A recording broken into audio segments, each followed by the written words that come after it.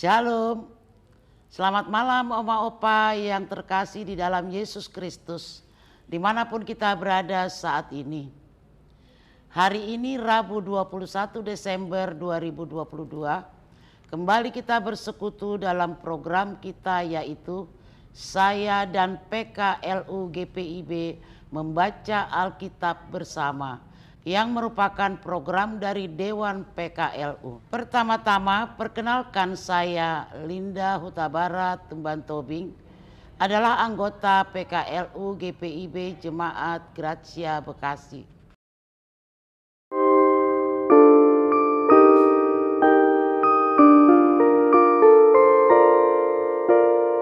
Di jalan hidup yang lebar sempit, orang sedih mengarah. Tolong mereka yang dalam gelap, bawalah sinar terang. Pakailah aku jalan berkat-Mu, memancarkan cahaya-Mu. Buatlah aku saluran berkat bagi siapa yang risau benar. Marilah Oma Opa, sebelum kita membaca Alkitab, kita bersatu di dalam doa. Bapa kami di dalam sorga, yang kami sembah dalam nama Yesus Kristus Tuhan kami, pada malam hari ini kami mengucap syukur atas perkenan-Mu, sehingga kami dapat bersekutu dalam program Saya dan PKLU GPIB membaca Alkitab bersama.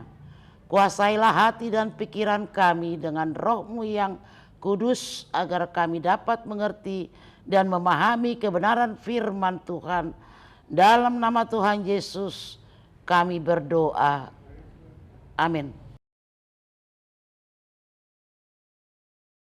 Oma Opa yang dikasihi Tuhan, pembacaan Alkitab pada malam hari ini terambil dari kitab Perjanjian Lama, yaitu dari kitab Yesaya 29 ayat 17 sampai dengan ayat 24, yang menyatakan, bukankah hanya sedikit waktu lagi Libanon akan berubah menjadi kebun buah-buahan, dan kebun buah-buahan itu akan dianggap hutan? Pada waktu itu orang-orang tuli akan mendengar perkataan-perkataan sebuah kitab, dan lepas dari kekelaman dan kegelapan mata orang-orang buta akan melihat. Orang-orang yang sengsara akan tambah bersukaria di dalam Tuhan, dan orang-orang miskin di antara manusia akan bersorak-sorak di dalam Yang Maha Kudus, Allah Israel. Sebab orang yang gagah sombong akan berakhir, dan orang pencemooh akan habis, dan semua orang yang berniat jahat akan dilenyapkan. Yaitu mereka yang begitu saja menyatakan seseorang berdosa di dalam suatu perkara, dan yang memasang jerat terhadap orang yang menegur mereka di pintu gerbang, dan yang mendesak orang benar dengan alasan yang tidak-tidak. Sebab itu beginilah firman Tuhan, Allah kaum keturunan Yakub, Dia yang telah membebaskan Abraham. Mulai sekarang Yakub tidak lagi mendapat malu, dan mukanya tidak lagi pucat. Sebab pada waktu mereka, keturunan Yakub itu, melihat apa yang dibuat tanganku di tengah-tengahnya, mereka akan menguduskan namaku. Mereka akan menguduskan yang kudus, Allah Yakub, dan mereka akan gentar kepada Allah Israel. Orang-orang yang sesat pikiran akan mendapat pengertian, dan orang-orang yang bersungut-sungut akan menerima pengajaran. Demikianlah firman Tuhan, terpujilah Kristus. Oma Opa yang terkasih dalam Kristus Yesus, Renungan kita pada malam hari ini bertemakan bebas dari rasa malu. Dalam wacana berteologi, rasa malu berbeda dengan rasa bersalah. Kalau rasa bersalah dipengaruhi oleh tradisi Bilbis dan Judaisme, sedangkan rasa malu diperoleh dari tradisi lokal yang tersimpan dalam kebudayaan kita. Keduanya tidak perlu dipertentangkan. Alasannya, karena keduanya hidup dalam tradisi Bilbis seperti terbaca pada kitab Yesaya ini. Rasa malu adalah perasaan mendalam tentang nilai-nilai kehormatan yang diyakini menentukan harga diri seseorang atau sebuah komunitas. Harga diri dipertahankan agar tidak jatuh oleh karena malu atau dipermalukan. Berbagai nasihat pun muncul agar tidak mempermalukan diri sendiri ataupun coba-coba mempermalukan seseorang. Karena dampak rasa malu adalah kehilangan muka yang diekspresikan hingga ekstrim berupa amok, menggunakan cara-cara kekerasan demi menuntut orang yang telah membuat malu. Bangsa Israel pernah dipermalukan oleh bangsa lain. Pengalaman malu atau dipermalukan itu terjadi akibat kedegilan umat karena merampas hak si miskin, menyengsarakan orang menderita, menjadi sombong, pemfitnah, bernafsu jahat terhadap orang adil dan orang benar. Itu tertulis di ayat 20 sampai dengan 21. Oma opa yang terkasih, Tuhan tidak tinggal diam. Tuhan mempermalukan umatnya dengan menghukum hingga waktu keselamatan pun tiba.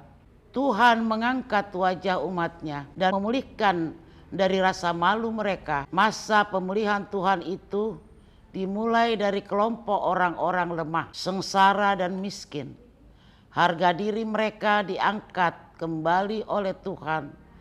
Mereka yang disebut disabilitas, tertulis di ayat 18, yaitu tuli dan buta. Kaum yang paling sengsara adalah dibenci janji pemulihan serta kehormatannya diangkat.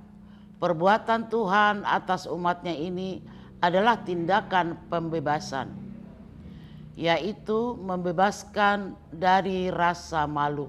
Tujuannya agar umat tahu dan mengerti betapa Tuhan begitu mengasihi mereka. Mereka pun berupaya hidup tidak mempermalukan Tuhan.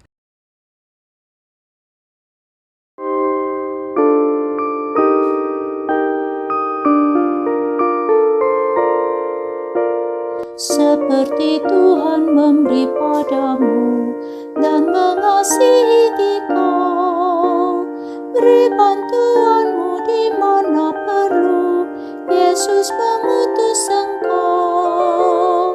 Pakailah aku, jalan berkat-Mu memancarkan cahaya-Mu.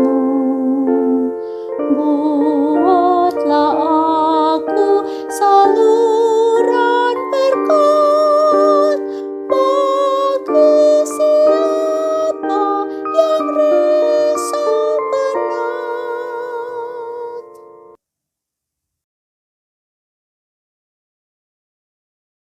Oma opa, sebelum kita mengakhiri program ini, marilah kita bersatu di dalam doa syafaat. Bapa kami dalam kerajaan surga, kembali kami mengucap syukur pada malam hari ini atas kesempatan yang Tuhan berikan kepada kami untuk membaca dan merenungkan firman-Mu melalui sabda bina umat pada malam hari ini.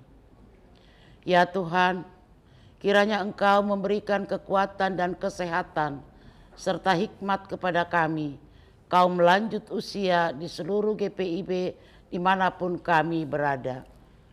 kami mau menyerahkan seluruh sisa hidup kami hanya untuk memuliakan nama Tuhan. Kami juga berdoa untuk negara dan bangsa kami Indonesia, juga pemerintahan mulai dari pusat hingga ke daerah.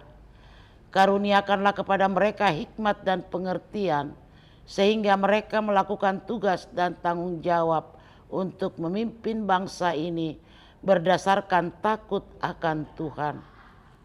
Kami juga berdoa bagi gereja kami GPIB di mana kami bernaung. Tuhan, tolong campur tangan dalam segala program yang telah direncanakan. Biarlah Tuhan jadikan sisa hidup kami menjadi lebih bermakna dan berkat bagi banyak orang, sehingga nama Tuhan saja yang dipermuliakan. Kami juga berdoa bagi teman-teman yang sakit dalam perawatan dan pemulihan. Ulurkanlah tangan-Mu yang kudus itu ya Bapa, agar mereka mendapatkan kesembuhan dan kesempurnaan yang hanya daripada Tuhan sendiri. Doa ini kami panjatkan juga Tuhan, hanya di dalam nama Tuhan Yesus Kristus yang telah mengajar kami berdoa. Bapa kami yang di sorga, dikuduskanlah nama-Mu, datanglah kerajaan-Mu, jadilah kehendak-Mu di bumi seperti di sorga.